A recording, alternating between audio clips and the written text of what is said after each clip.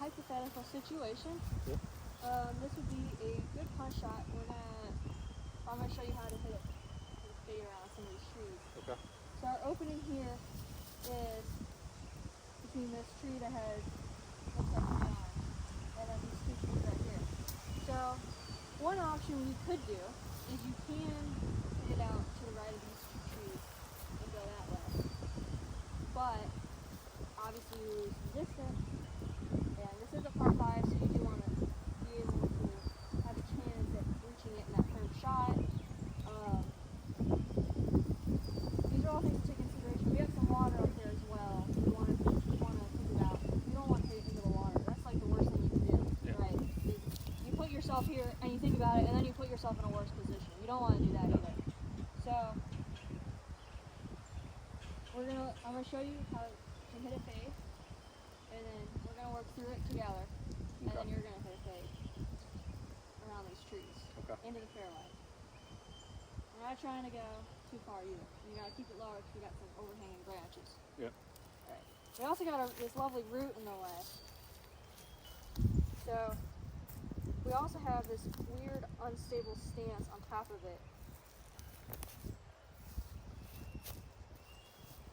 So something that I like to do, fade shots for me are really difficult because I like to draw the ball. I draw the ball when I'm hitting it normally, and so hitting it left is something that I do really well. So going around left of the trees is easy for me, but going right is not so easy. Okay. So something I like to do is, I always say it's like almost feeling like slicing the ball, but it's not necessarily like slicing the ball.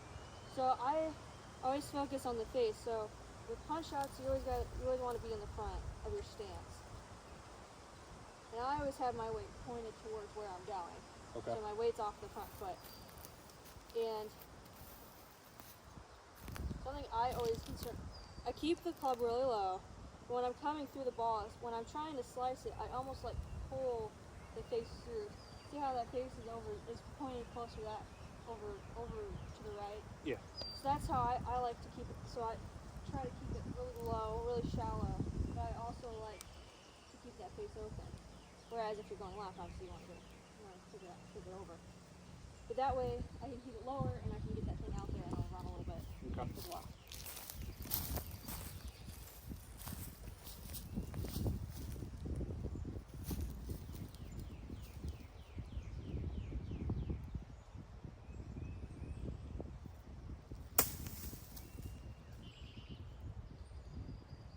Alright, didn't quite go as far as we needed it to go.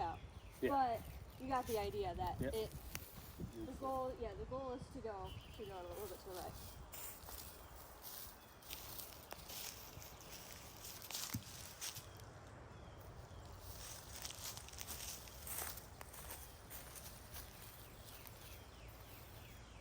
Keeping that face open a little bit through impact.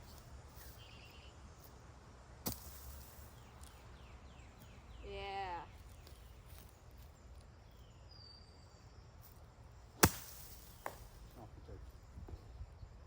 Well, it does take some practice. Yeah.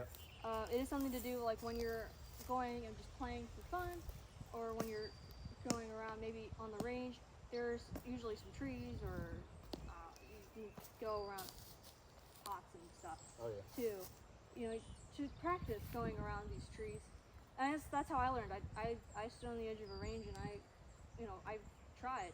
Hey, I gotta hit this thing right. I gotta hit this thing right, over and over again. It's one of those repetitive actions you gotta do over and over. But it is a useful skill to have on the course. Yeah. Because it gets you out of a lot of trouble. You don't want to be in jail. That's like worst case scenario. Yeah. Right. So, all right. Move on to the next part. Yep.